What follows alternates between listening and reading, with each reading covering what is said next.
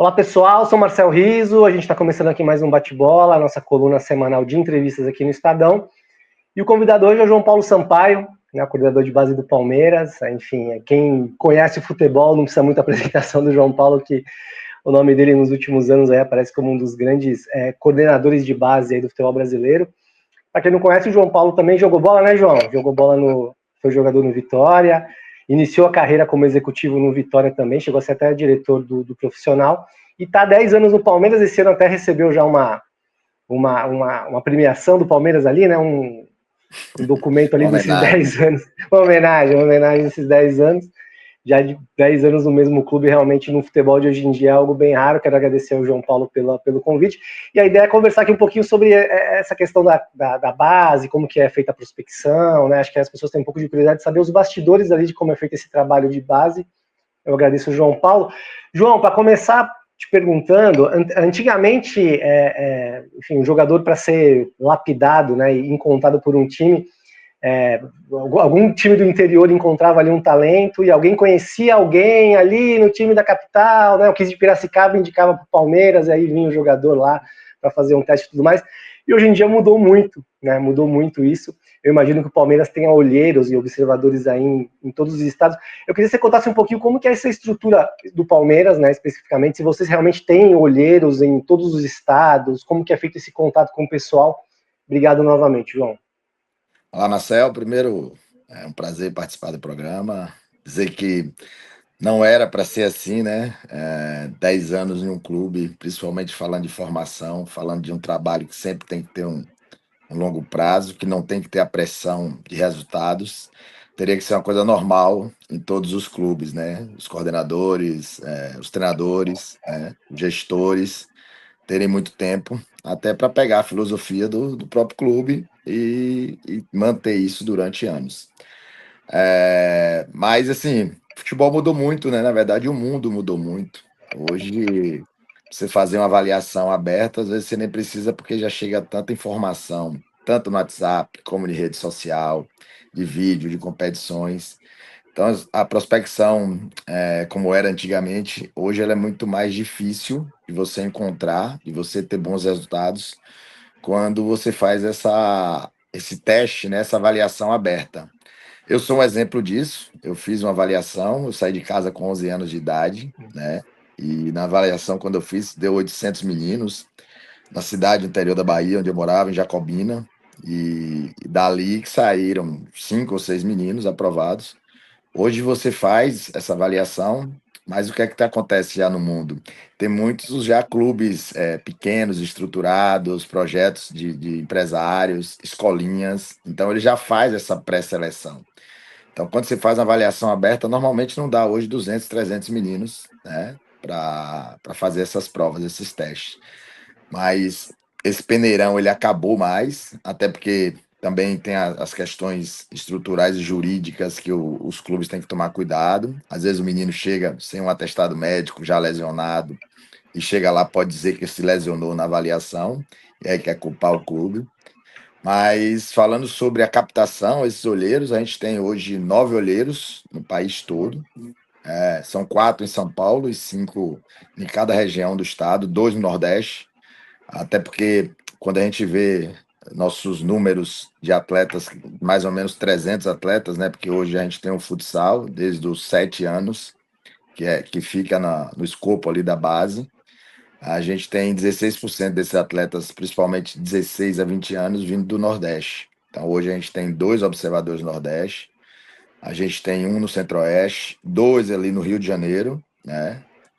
Um no Sul e os outros aqui em São Paulo, porque no nosso case de base, 70% dos atletas a gente quer que seja do Sudeste, né? Onde tem as competições, onde tem um futsal muito forte, mas a gente capta muito com eles, com a nossa captação, mas principalmente por contatos, por clubes parceiros, por ter nossos treinadores, por exemplo, quando eles não estão nos jogos com suas equipes, eles estão observando o adversário, eles estão indo para jogos ver atletas. Então, acho que é um grande diferencial do Palmeiras a agressividade na captação.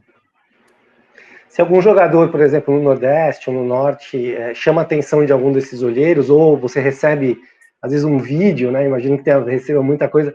Vocês chegam a buscar esse jogador ou enviar alguém lá para observar, ou às vezes o menino já apresenta muito talento, vocês trazem ele para fazer uma observação mais próxima? Sim, são várias maneiras, né? Tem a ida do observador, quando a gente tem algum. Normalmente eles estão vendo jogos, né? Ou online ou presencial, mas quando alguém chama atenção que manda, eu tenho uma média de 30 vídeos de atletas por dia no meu celular, né? Então, assim, quando a Imagina. gente. Acabei de ver um vídeo agora, mesmo do argentino, que eu conheci há 2 anos atrás, mas tem 2 anos que ele foi para o Peru, ele não está atualizado. E aí eu peço para atualizar. E quando a gente quer ver em loco, que não consegue trazer para provas dentro do clube, dentro da categoria, a gente manda uma pessoa para observar lá, né? Porque os vídeos normalmente são os melhores momentos, né? Nunca são os Claro, piores. né? Tem. Então, assim, e hoje em dia, com a inteligência artificial, daqui a algum momento vai, Cara, né? vai mudar o gol, né? A bola Pois era para é. fora, ele muda para dentro do gol. Isso deve ser até preocupante, né? Porque hoje em dia, com a inteligência artificial o cara vira um craque ali no vídeo, né? É, É é. E inacreditável. assim, mas tem uma coisa que a gente analisa bem é o adversário, né? Qual jogo que ele está nos mandando. E às vezes a gente brinca, mas esse adversário aí eu jogaria também machucado do joelho. Então, assim, a gente sempre quer ver um jogo com nível maior, ou de seleção, ou um clássico, né? Ali na região dele, que tem um nível aceitável para a gente ver como é que foi. Mas a gente tem muitos jogadores que chegaram através de vídeos e outros que foram vistos em loco, vistos contra a gente. A gente sempre faz muito amistoso dentro do centro de treinamento do Palmeiras. E no CT a gente observa esses atletas que jogam contra a gente. O caso foi John John. John John jogou contra o Sub-20. Em 20 minutos eu liguei para o empresário dele e falei: ó, esse é o único que tinha idade de Sub-20, porque foi contra uma equipe principal lá do Primavera Hum, de Indaiatuba. E eu falei, ó, eu quero ele aqui em 20 minutos. E o cara falou, não, tudo bem, né? E hoje está sendo um dos destaques da Série A, foi vendido é. para o Red Bull. Então, tem vários tipos ali de você observar, mas a gente traz do Brasil todo e do mundo. A gente já teve mais de 12 atletas da América do Sul, paraguaio, uruguaio, é, colombiano. Esse colombiano que está fazendo sucesso aí agora na América ou no Nacional, que está jogando na Libertadores, Martino mesmo era nosso, Marino. Então, hoje a gente tem 2 africanos, né? A gente, nos últimos 2 anos, a gente já foi, através de scouts nossos, de olheiros, 6 vezes na África, em países diferentes. Então, assim, a gente tem hoje. É um mercado pouco explorado aqui na América do Sul, né? O mercado africano ainda. Mas o futebol brasileiro está começando a entrar mais nesse mercado, até porque vê muitos cases de sucesso na Europa, né, dos atletas. Para eles são Sim. mais fáceis também, porque eles, né, pelo idioma, até os clubes investem lá, os clubes europeus já investem, tem centro de treinamento. Mas os clubes brasileiros estão começando a investir nisso. O Palmeiras tem 2 atletas, o Flamengo tem 2 ou 3, o Inter, o São Paulo. Então, assim, nos últimos 2 anos, os clubes brasileiros deram foco para tentar também trazer talentos da África. Você falou a questão do futsal, né? Um menino de 7, 8 anos, ele não está no campo, ele está ali no futsal. E a gente está vendo hoje meninos de 7, 8 anos sendo disputados, né, por clubes. A gente teve até um menino, uma criança recentemente que acho que saiu se não me engano, do Flamengo para o Corinthians, alguma coisa assim, e teve rede social, teve despedida, teve. Como que você vê essa questão? Não está muito precoce isso, João? Esses meninos muito novos assim, já parece que são profissionais, né? Na verdade, não é só no futebol, né? Você vai ver isso nos meninos que são de outra área de tecnologia, que gosta de aparecer os YouTubers e os influencers. Já tem crianças ali que tem muitos seguidores e ele já É está verdade. monetizando nisso, né? Isso é o mundo. Né? Isso não é só o futebol não está uma bolha além da sociedade. Então, isso acontece muito, os pais estão investindo muito nisso. No Rio de Janeiro é uma questão diferente. O Rio de Janeiro, desde 6 anos, ele já tem campo também, não só futsal. Hum, São Paulo, que eu saiba, o Palmeiras é o mais tarde, começa aos 10 no campo, mas Corinthians, Santos e o próprio São Paulo, se não me engano, são aos 8 anos, né? A gente tem uma questão de segurança na base, que é o movimento, né, dos coordenadores, que ele só te protege até 10 anos. Então, esses meninos, até completarem 10 anos completos, né? Dependendo do mês, eles estão livres. Então, eles podem escolher para onde ir, porque seria muito precoce, com certeza. Imagine você ter que mandar um menino embora, ou ter que decidir o futuro de uma criança de 8, 7 anos. A gente está falando de uma criança. Então, eles podem transitar, por isso que teve esse trânsito aí do Flamengo para o Corinthians, porque eles estão livres, mas a partir de 10 anos não. Aí os clubes já investem mais. Aí já tem mais a proteção do movimento dos coordenadores, que foi o movimento que moralizou, né, o futebol brasileiro nos últimos 10 anos em termos de roubo de atletas, entendeu? Esse movimento mas esse movimento não é uma lei, né? É meio que um Não, acordo ali é um informal, acordo de né? cavalheiros, é um De acordo de cavaleiros cavalheiros ali. dos clubes para que os clubes se mantivessem a sua estrutura dos atletas mais jovens poderem estar no clube e o clube tivesse a segurança, né? Porque o que aconteceu? A gente perdeu a rua, a gente perdeu a educação física escolar, a gente perdeu tanta coisa hoje pela violência e por tudo, pela própria tecnologia, que os meninos hoje eles não brincam mais, eles estão no celular. E os pais querem tranquilidade e dar um iPad. Então, assim, os clubes estão É. tendo que fazer cada dia mais cedo, né? A gente leva os meninos de 8, 9, 10 anos no futsal ou lá no campo, às vezes é para brincar, para ele saber cair, né? Para ele ter uma motricidade que a gente tinha antigamente com a rua, que a gente tinha antigamente na escola. Hoje eles não têm. Eles estão na sala de aula, ainda bem, né? Que virou lei proibirem celular, mas eles estavam no celular. Aí ia para o recreio, ninguém ia brincar de bola ou de vôlei, do que fosse. Ia ficar no celular também. Então, assim, os clubes estão tendo que antecipar esse processo para que a gente consiga mais cedo também ter melhores, não é nem atletas, né? Melhores seres Seres humanos que humanos, depois né? Seres humanos. têm uma motricidade mais normal, como era há 20, 30 anos atrás. E por que o Palmeiras começa o menino com 10 anos no campo, outros clubes começam menos? É uma decisão sua, uma decisão do clube?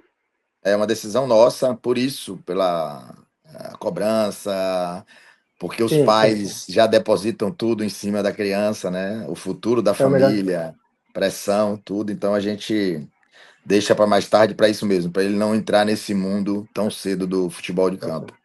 E recentemente teve um caso, essa questão do movimento dos coordenadores que você falou, teve um caso do Corinthians, até foi excluído, né? E foi um jogador do Palmeiras. Não sei se você pode falar a respeito do caso. Como que foi isso?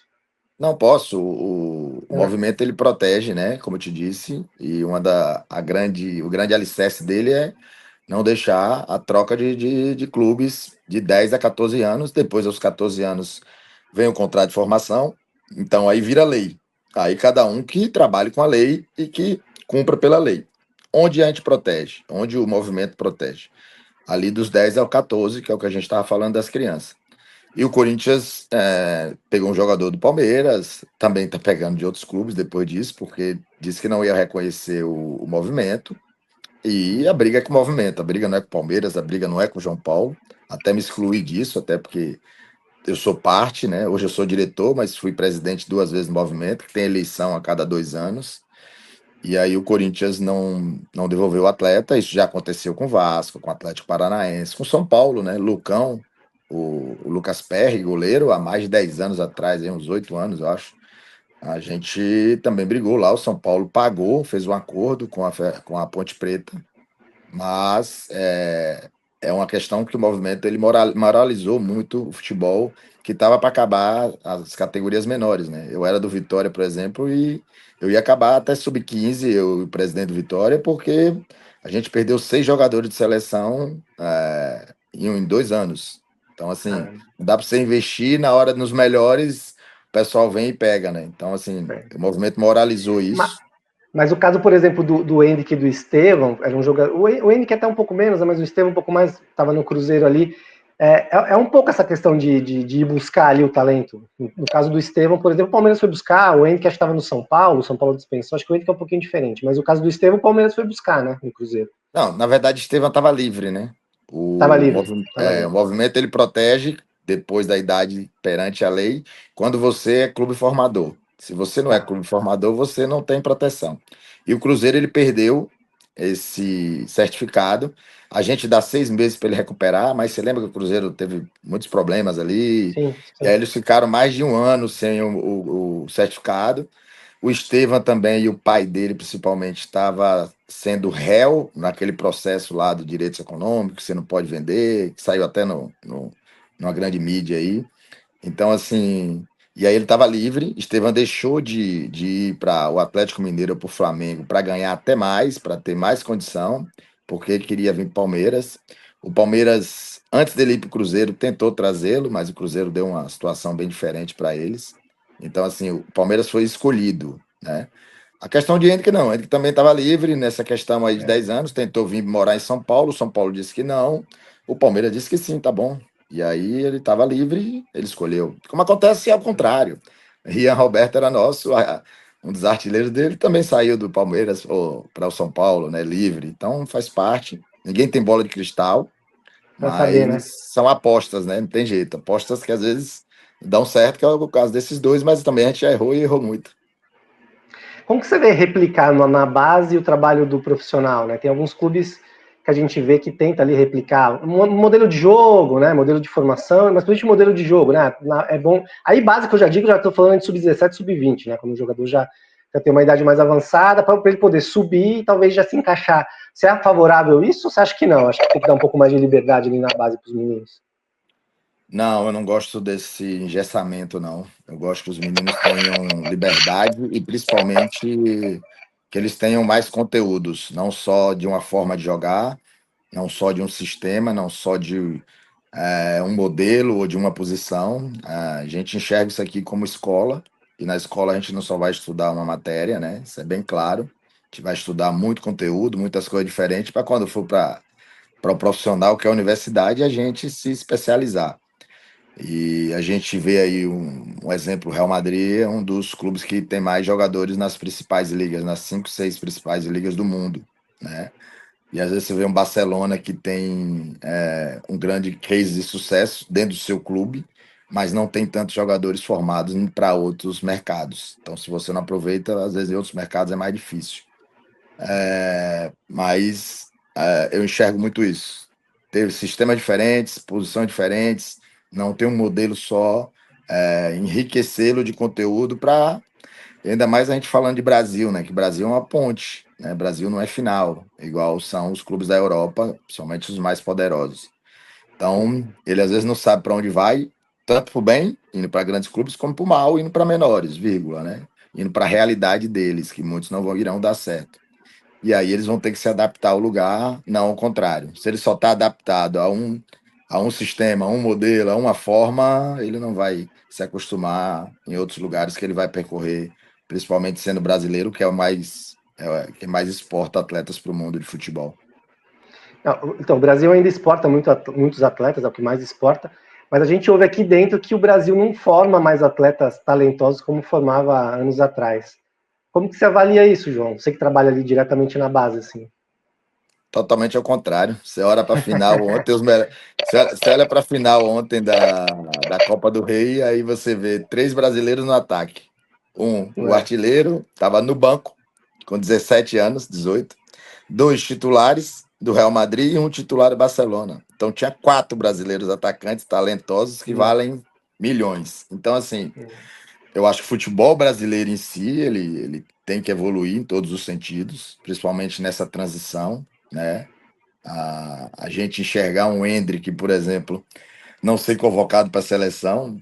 Então, assim, sendo que ele com menos minutagem no Real Madrid é o que tem mais gols por minuto jogados, né? E menos minutos jogados.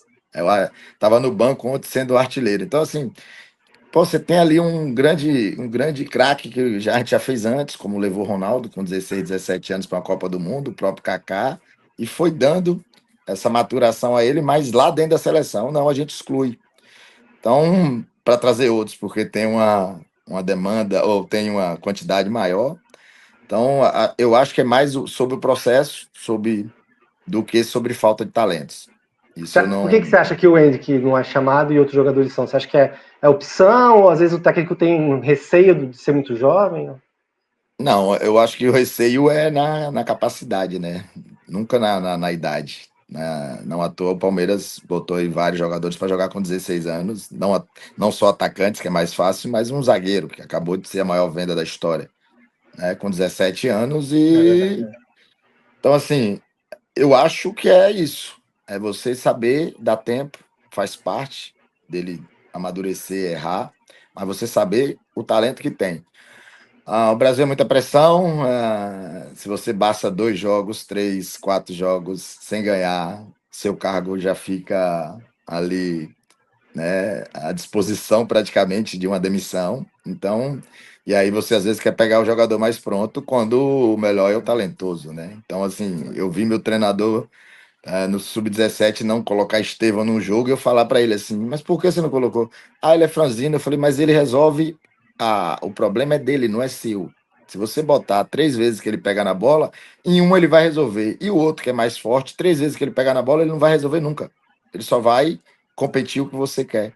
Então, proteger o talento, né? Então, assim, isso aqui a gente tenta fazer. E eu acho que é o que a gente tem que fazer na seleção, no futebol brasileiro como um todo, somente quando ele sobe.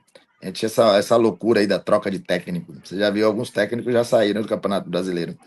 Eu já ouvi de um técnico, ó, olhei para trás, tinha 2 jogadores talentosos da base, mas meu banco estava muito recheado, eu não podia botar os jovens porque eu ia perder meu vestiário e eu conheço esse que é mais velho. E se depois der errado, eu fiz o que a torcida pediu, o que o meu presidente gosta, eu não apostei no seu.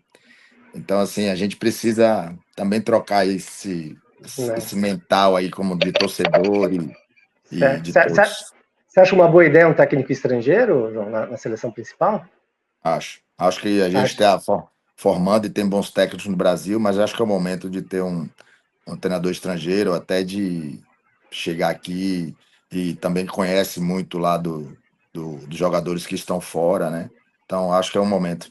Até porque quantos estrangeiros tem nosso também lá, né? Então, assim, a gente vê Edu É, Gaspar no Arsenal, a gente vê outros aí, outros treinadores que já tiveram. Então, por que o Brasil não pode ter? Né? O país do futebol.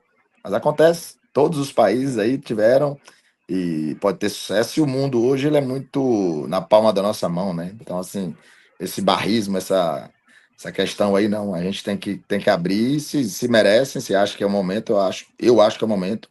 Acho que deve ser um estrangeiro, sim.